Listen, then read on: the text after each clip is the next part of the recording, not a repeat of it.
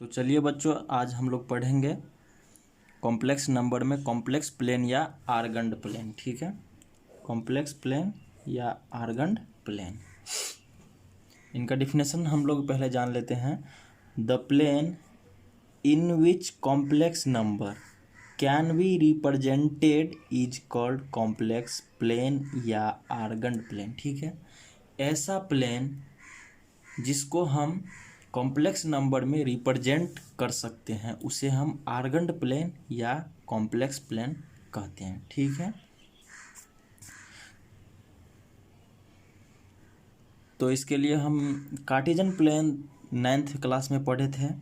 हम लोग पढ़े होंगे 9th क्लास में कार्टेशियन प्लेन। ठीक है, Cartesian plane right side X axis जो पॉजिटिव एक्सिस होता था और एक्स एक्सिस जो निगेटिव एक्सिस हम लोग मानते थे। ठीक है, 9th में हम लोग जानते थे अच्छे से। और ऊपर वाले को वाई एक्सिस जो मेरा पॉजिटिव होता था और नीचे वाई डैश एक्सिस होता था जो कि निगेटिव होता था। ठीक है, देखो बच्चों, तो एग्जाम्पल के लिए मैं एक Z is equal to complex number लेता हूँ एक्स प्लस आई वाई। ठीक है, इसमें रियल ऑफ जेड क्या होगा? रियल ऑफ जेड मेरा एक्स हो जाएगा और इमेजिनरी ऑफ जेड मेरा हो जाएगा वाई। ठीक है, इमेजिनरी ऑफ जेड को वाई एक्सिस पे रिप्रेजेंट किया जाता है। ठीक है, कॉम्प्लेक्स नंबर में। कार्टेशियन प्लेन में तो वाई एक्सिस लिखते हैं, कॉम्प्लेक्स नंबर में imaginary of Z, imaginary part को वाई एक्सिस में कन्वर्ट किया जाता है। ठीक है, जिसमें आई लगा हो, आयोटा लगा हो, उसको वाई एक्सिस में रिप्रेजेंट कर सकते हैं। ठीक है, इसको हम लिख सकते हैं इमेजिनरी एक्सिस लिख सकते हैं। ठीक है, और एक्स एक्सिस को हम रियल ऑफ जेड को एक्स एक्सिस में रिप्रेजेंट कर सकते हैं। तो बच्चों, रियल ऑफ जेड मतलब रियल पार्ट को हम एक्स एक्सिस में रिप्रेजेंट कर सकते हैं। इसको लिख सकते हैं ना, रियल एक्सिस लिख सकते हैं।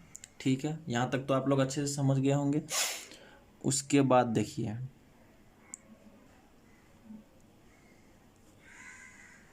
फर्स्ट क्वाड्रेंट एक्स भी पॉजिटिव और वाई भी पॉजिटिव, दोनों पॉजिटिव मिलेगा आपको। ठीक है, सेकेंड क्वाड्रेंट में देखिए वाई पॉजिटिव और एक्स निगेटिव। ठीक है, और थर्ड क्वाड्रेंट में एक्स भी निगेटिव और वाई भी निगेटिव। समझ रहे हैं ना मेरी बात? Left side X axis negative होता है और वाई एक्सिस नीचे में निगेटिव होता है, दोनों थर्ड क्वाड्रेंट में दोनों निगेटिव होगा। ठीक है, फोर्थ क्वाड्रेंट में देखेंगे बच्चों, एक्स हो जाएगा मेरा पॉजिटिव और वाई एक्सिस हो जाएगा निगेटिव। ठीक है, एक एग्जाम्पल ले लेते हैं। Z is equal to -4 + 5 iota. ठीक है, ये सब तो आप अच्छे से जानते हो। Real of Z is equal to -4,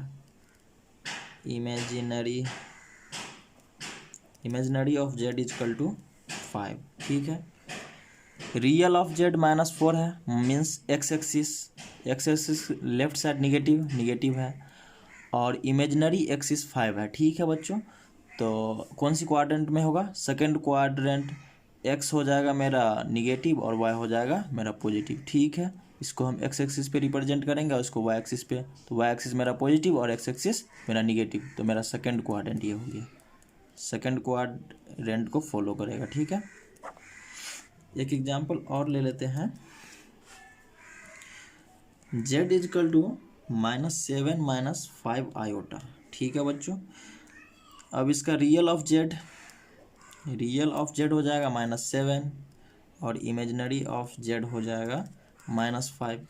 कौन सी अब क्वाड्रेंट को ये फॉलो करेगा, ठीक है, जहाँ पे एक्स भी निगेटिव और वाई भी निगेटिव, तो मेरा क्वाड्रेंट थर्ड क्वाड्रेंट हो जाएगा। देख रहे हैं यहाँ पे एक्स भी निगेटिव और वाई भी निगेटिव, तो ये मेरा थर्ड क्वाड्रेंट को फॉलो करेगा, ठीक है। तो बच्चों अब हम पढ़ेंगे argument of complex number. Argument of complex number को हम शॉर्ट में ऐसे भी लिख सकते हैं, ठीक है।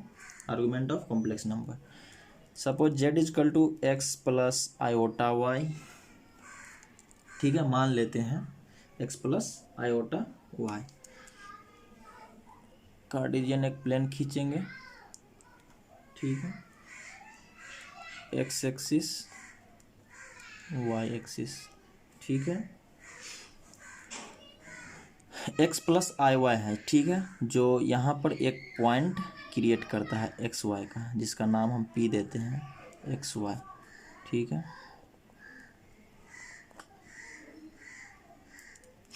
और यहाँ से एक एंटी क्लॉकवाइज में थीटा एंगल बना रही है, ठीक है, इसको हम y मानेंगे और इसको x, ठीक है। तो ये एंटी क्लॉकवाइज में थीटा एंगल बनाता है, दिस इज कॉल्ड आर्गूमेंट। इसी थीटा को हम आर्गूमेंट कहते हैं, ठीक है बच्चों, इसी थीटा को हम आर्गूमेंट कहते हैं। अब इसका कुछ केस है, ठीक है, तो हम सारी केस पर डिस्कस करेंगे। केस फर्स्ट, ठीक है,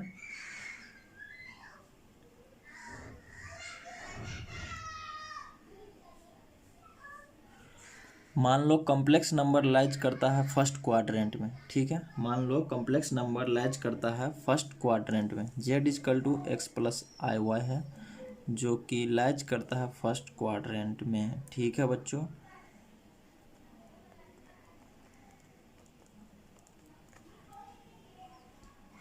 समझ रहे हैं मेरी बात?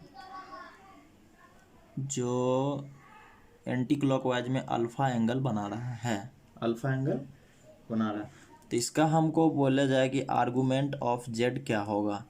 तो डायरेक्टली सी बात है, आर्गूमेंट ऑफ जेड, आर्गूमेंट क्या था, थीटा, तो थीटा एंगल जो बना, यहाँ पे हम अल्फा एंगल दे दिए हैं, तो आर्गूमेंट ऑफ जेड क्या हो जाएगा मेरा, अल्फा, ठीक है, आर्गूमेंट ऑफ जेड मेरा अल्फा हो जाएगा। केस सेकंड देखते हैं, मान लो कॉम्प्लेक्स नंबर लाइज करता है मेरा सेकंड क्वाड्रेंट, ठीक है, Z is equal to second quadrant में क्या है, एक्स निगेटिव और वाई पॉजिटिव,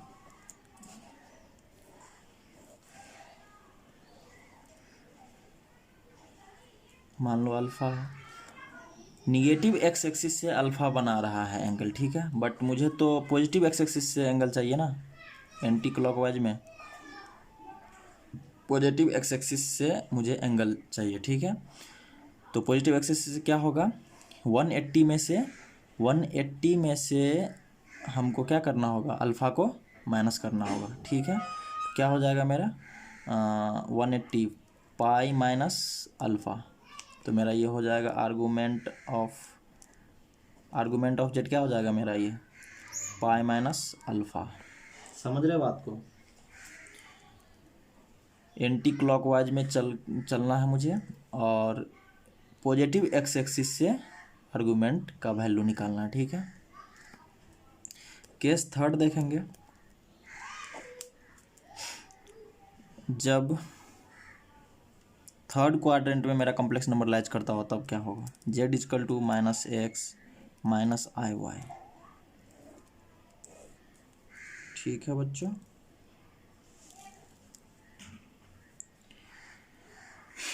जेड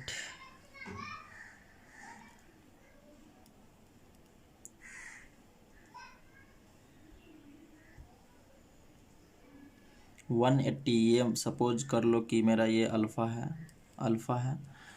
तो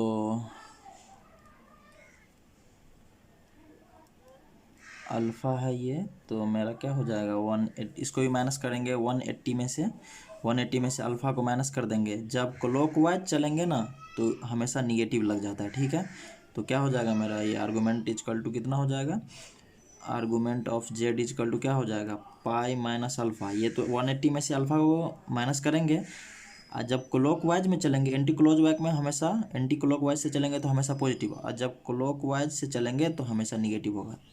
ठीक है, तो argument of Z is equal to minus pi minus alpha. समझ रहे हैं?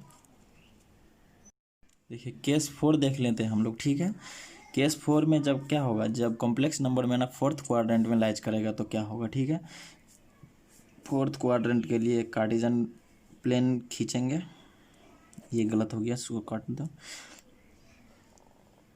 क्या है, एक्स पॉजिटिव है और वाई निगेटिव है। ठीक है, क्लॉकवाइज चलेंगे, क्लॉकवाइज चलते हैं तो निगेटिव लगता है, निगेटिव अल्फा एंगल बना रहा है। ठीक है, तो आर्गूमेंट ऑफ जेड क्या हो जाएगा मेरा, आर्गूमेंट ऑफ जेड हो जाएगा मेरा माइनस अल्फ़ा। ठीक है, अब हम इस सारे फॉर्मूले को एक जगह नोट कर लेते हैं। ठीक है, अब हम सब इसको जितना मतलब हम किए हैं केस को, case first, case second, case third, case fourth को एक जगह लिख लेते हैं। ठीक है, केस 1 में क्या लिखे थे, जब फर्स्ट क्वाड्रेंट में क्या लिखे थे हम, फर्स्ट क्वाड्रेंट में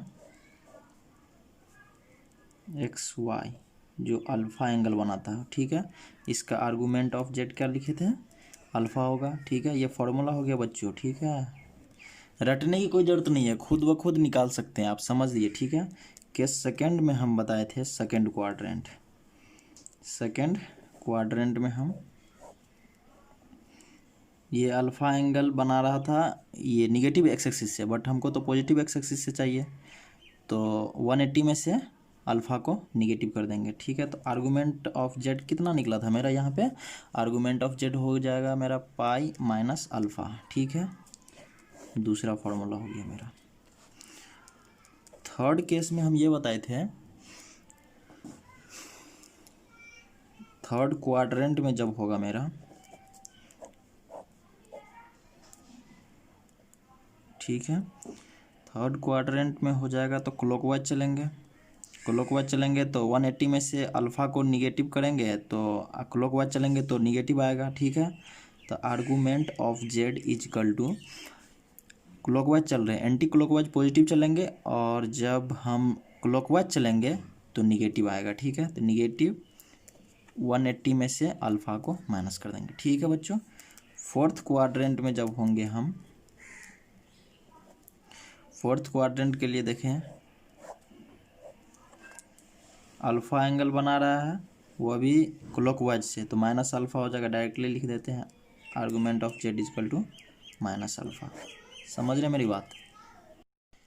अब बच्चों अल्फ़ा हम कैसे निकालेंगे। ठीक है, how can I find alpha, alpha निकालने के लिए क्या फार्मूला आता है, डायरेक्टली हम लिख देते हैं आपको, tan alpha is equal to imaginary of Z upon real of Z. ठीक है, ये मॉड है जो निगेटिव को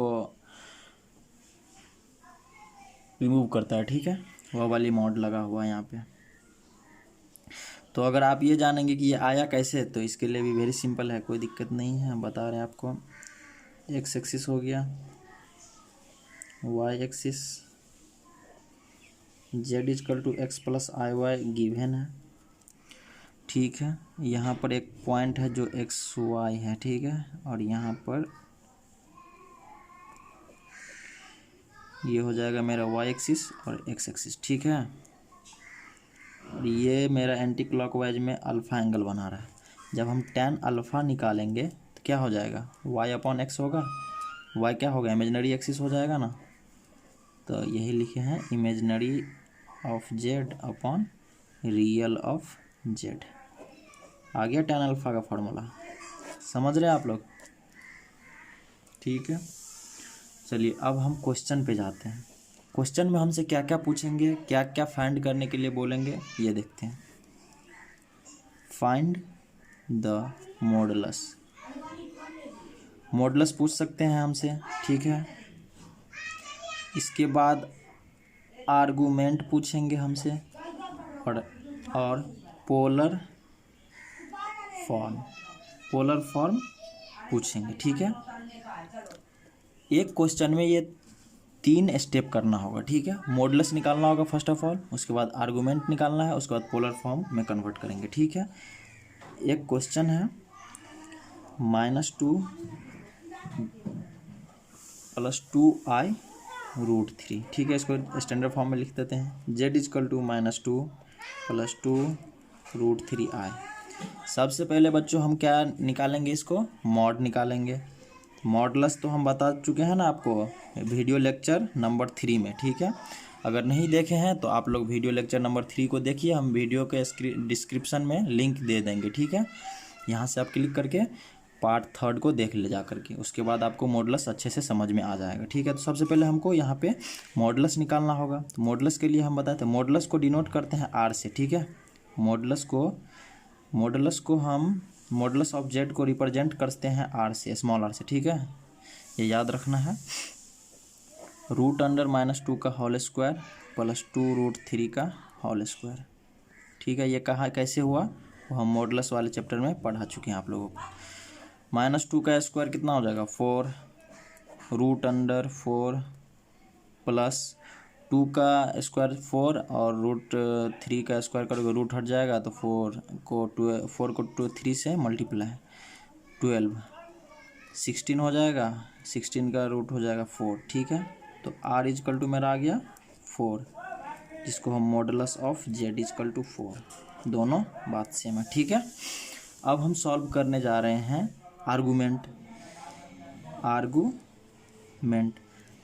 आर्गूमेंट के लिए सबसे पहले हमको tan अल्फ़ा सॉल्व करना होगा। tan अल्फ़ा का फॉर्मूला, अल्फ़ा निकालेंगे ना पहले, तो tan अल्फ़ा का फॉर्मूला हम जानते हैं ना, सिंस वी नो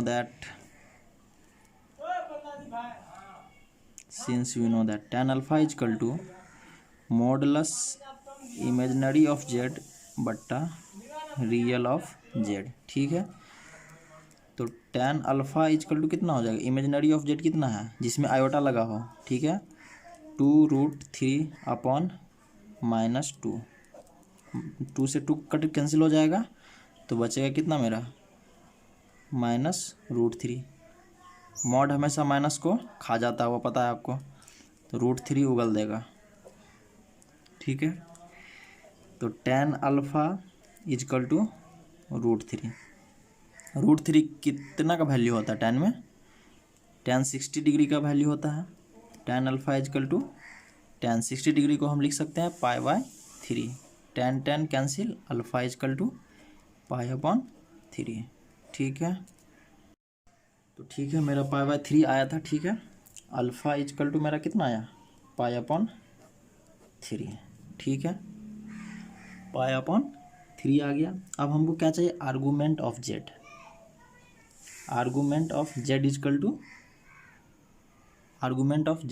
निकालना है, ठीक है। तो सबसे पहले हम ये ट्राई करेंगे, एक कार्टेशियन प्लेन खींच लेंगे, x एक्सिस y एक्सिस, ठीक है।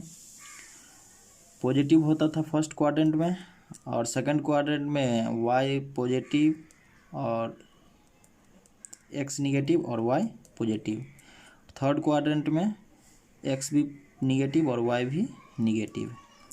फोर्थ क्वाड्रेंट में x पॉजिटिव और y निगेटिव, ठीक है। तो मेरा क्वेश्चन दिया हुआ है z = -2 + 2i√3। कौन सी क्वाड्रेंट में होगा बच्चों, रियल ऑफ z कितना है -2, इमेजिनरी ऑफ z कितना है 2√3, ठीक है। तो y पॉजिटिव है और x निगेटिव है, तो मेरा सेकंड क्वाड्रेंट को फॉलो करेगा, ठीक है। सेकंड क्वाड्रेंट के लिए फॉर्मूला क्या बताए थे हम, सेकंड क्वाड्रेंट के लिए फॉर्मूला बताए थे ना, 180 में से अल्फ़ा को माइनस किए थे, ठीक है। तो सेकंड क्वाड्रेंट के लिए फॉर्मूला हम लिखे थे, आर्गूमेंट ऑफ z = π-अल्फ़ा। पाई में से अल्फ़ा का वैल्यू कितना है π/3, तो मेरा कितना आ जाएगा 2π/3 हो गया, ठीक है। अब हमको फाइंड करना है, क्या फाइंड करना है, पोलर फॉर्म, ठीक है। थर्ड स्टेप्स क्या निकालने के लिए बोल रहा है, पोलर फॉर्म। क्वेश्चन में पोलर फॉर्म निकालना है, ठीक है। पोलर फॉर्म का डायरेक्ट फार्मूला होता है, और ये कैसे आता है वो मतलब बाद में जानेंगे हम, ऐसे अभी फार्मूला डायरेक्टली लिख देते हैं, ठीक है। फार्मूला होता है पोलर फॉर्म का r into cos theta plus आई साइन थीटा, ठीक है। यहाँ पे वैल्यू पुट कर देंगे, ठीक है।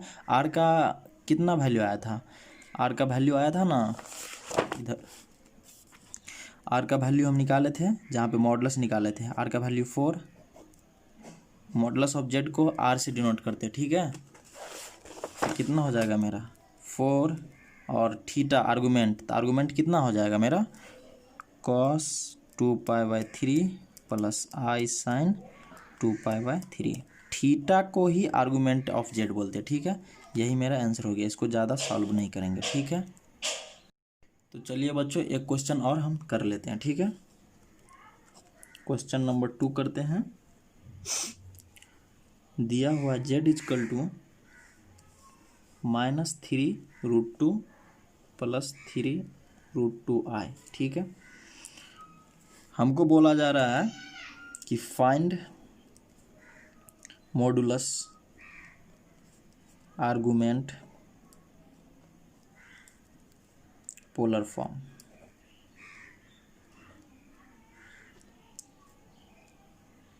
तीन चीज़ इस क्वेश्चन में निकालना होगा, ठीक है। तो फर्स्ट ऑफ ऑल हम मॉडुलस सॉल्व करेंगे। तो मॉडुलस के लिए हम आपको बताए हैं ना, तो मॉडुलस के लिए क्या होगा, रूट अंडर -3√2 का होल स्क्वायर प्लस 3√2 का होल स्क्वायर, ठीक है।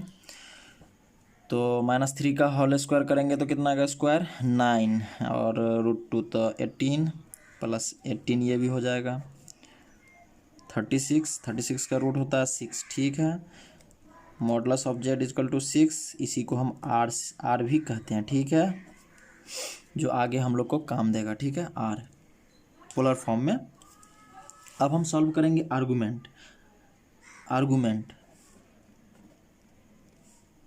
आर्गूमेंट निकालने के लिए पहले हमको tan अल्फ़ा निकालना होगा, अल्फ़ा का वैल्यू। तो tan अल्फ़ा हम बताए थे आप लोग को, imaginary of Z real of Z mod, ठीक है। तो इमेजनरी ऑफ जेड क्या होगा, इमेजनरी जो जिसमें आयोटा लगा हो 3√2 अपॉन -3√2, ठीक है। कैंसिल हो गया -1 और माइनस तो मॉड रिमूव कर देता है तो 1। tan अल्फ़ा, tan का कौन सी वैल्यू का मान 1 होता है, तो tan 45 को हम π/4 से π/4 लिख सकते हैं। tan से tan कट गया और अल्फ़ा इजकल टू π/4, ठीक है बच्चों, अल्फ़ा इजकल टू π/4 हो गया। अब हमको आर्गूमेंट निकालना है, आर्गूमेंट ऑफ जेड निकालना है, आर्गूमेंट ऑफ जेड। अब हम ये चेक करेंगे कि ये कौन सी क्वाड्रेंट में फॉलो करता है। मेरा x निगेटिव है और y पॉजिटिव है, तो कौन सी क्वाड्रेंट होगा बच्चों, सेकंड क्वाड्रेंट। सेकंड क्वाड्रेंट का फॉर्मूला क्या हम बताए थे, argument of Z is equal to pi minus alpha. Pi minus alpha कितना निकला मेरा π/4, 3π/4, यही मेरा आर्गूमेंट ऑफ जेड हो गया, ठीक है। अब हमको निकालना है पोलर फॉर्म, पोलर फॉर्म निकालना है। पोलर फॉर्म का फॉर्मूला डायरेक्ट होता है r into cos theta plus आई साइन थीटा। थीटा क्या है मेरा आर्गूमेंट है, r मेरा कितना निकला हुआ था, r मेरा निकला हुआ था 6, तो 6 पुट कर दिया यहाँ पे, और कॉस थीटा मेरा कौन है आर्गूमेंट है, तो आर्गूमेंट की जगह पे 3π/4 प्लस आई साइन 3π/4, यही मेरा आंसर हो गया, ठीक है। तो चलिए आज हम एक और क्वेश्चन कर लेते हैं, अभी लास्ट क्वेश्चन करते हैं, क्वेश्चन नंबर 3, ठीक है। z is equal to 1 + 2i upon 1 - 3i, ठीक है बच्चों। ये मेरा कॉम्प्लेक्स फॉर्म में नहीं है, स्टैंडर्ड फॉर्म में a+ib के फॉर्म में नहीं है, तो सबसे पहले हमको a+ib के फॉर्म में निकालना होगा, ठीक है। और हम मल्टीप्लिकेटिव इन्वर्स में बताए थे आप लोगों की डिनोमिनेटर में आयोटा नहीं रहने देंगे, ठीक है। इसके लिए सॉल्व करने के लिए हम क्या करते थे, रेशनलाइज करते थे। तो हमको पहले इसको सॉल्व करना होगा 1 + 2i अपॉन 1 - 3i, a+ib के फॉर्म में लाने के लिए कंजुगेट से गुना भाग करना होगा, ठीक है। 1 + 3i से तो इसको मल्टीप्लाई कर देंगे तो कितना हो जाएगा 1 3 आयोटा प्लस 2 आयोटा और प्लस 3 को 2 से मल्टी 6 आई स्क्वायर, ठीक है, upon a minus b into a plus b क्या होगा a square minus b square 1 square minus 3 iota का स्क्वायर, ठीक है। तो अब क्या होगा 3 to 5 1 प्लस 5 आयोटा और इधर हो जाएगा मेरा आई स्क्वायर का वैल्यू क्या होता है -1 होता है, तो -1 तो ये हो जाएगा -6 और ये हो जाएगा आपका 1 और ये डायरेक्टली हम लिख देते हैं 10 होगा, ठीक है। तो -5 प्लस 5 आयोटा अपॉन 10 इसको अलग अलग लिख देंगे -5 अपॉन 10 प्लस 5 अपॉन 10 आई, ठीक है, -1 अपॉन 2 प्लस 1 अपॉन 2 आयोटा, ठीक है। अब ये मेरा ये प्लस आई वी के फॉर्म में आ गया, ठीक है। अब हम सॉल्व करेंगे modulus of Z. Modulus of Z solve करने के लिए क्या करेंगे -1/2 का होल स्क्वायर प्लस 1/2 का होल स्क्वायर 1/4 प्लस 1/4 एलसीएम लेकर के सॉल्व करेंगे 2/4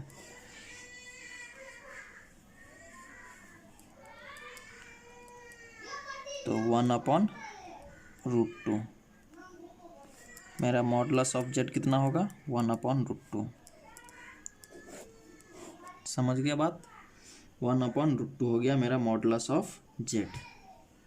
अब हम आर्गूमेंट सॉल्व करेंगे। आर्गूमेंट सॉल्व करने के लिए हमको सबसे पहले tan अल्फ़ा की ज़रूरत होगी। तो tan अल्फ़ा इक्वल टू क्या होता है imaginary of Z upon real of Z modulus में।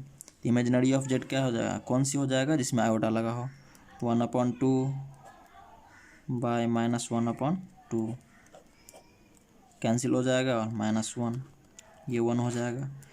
तो tan अल्फ़ा इक्वल टू कितना हो जाएगा मेरा tan π/4। tan π/4 कैसे हुआ क्योंकि tan π/4 का वैल्यू 1 होता है इसलिए tan π/4 हम यहाँ पे लिख सकते हैं। tan कैंसिल हो गया तो अल्फ़ा इक्वल टू मेरा π/4 हो गया, ठीक है। अब हमको आर्गूमेंट ऑफ जेड निकालना है। तो अब हमको ये जानना होगा कि कौन सी क्वाड्रेंट में ये है, ठीक है। यहाँ से देखेंगे कौन सी क्वाड्रेंट में है। एक्स मेरा निगेटिव हो रहा है वाई मेरा पॉजिटिव हो रहा है, तो कौन सी quadrant second quadrant. Second quadrant का फॉर्मूला हम क्या बताए थे argument of Z pi minus alpha, ठीक है। तो पाई माइनस अल्फ़ा का मान कितना है π/4 तो क्या हो जाएगा मेरा आंसर 3 π/4, ठीक है। तो ये मेरा हो गया आर्गूमेंट ऑफ जेड 3 π/4। चलिए तो मेरा आ गया आर्गूमेंट ऑफ जेड 3 π/4 आया बच्चों। आर्गूमेंट ऑफ जेड 3 π/4, ठीक है। तो अब निकालना है मुझे पोलर फॉर्म का फॉर्मूला होता है R into cos theta plus आई साइन थीटा। तो आर मेरा कितना निकला हुआ था बच्चों आर निकला हुआ था मेरा 1/√2 निकला था और कॉस थीटा के जगह पे आर्गूमेंट का वैल्यू पुट करेंगे तो 3 π/4 प्लस आई साइन 3 π/4, ठीक है। मेरा ये आंसर हो गया, ठीक है। तो सब क्वेश्चन कराना मेरे लिए यहाँ पे पॉसिबल नहीं होगा, आप लोग ट्राई करिएगा खुद, ठीक है। और एक्सरसाइज 5.2 बनाइएगा। धन्यवाद।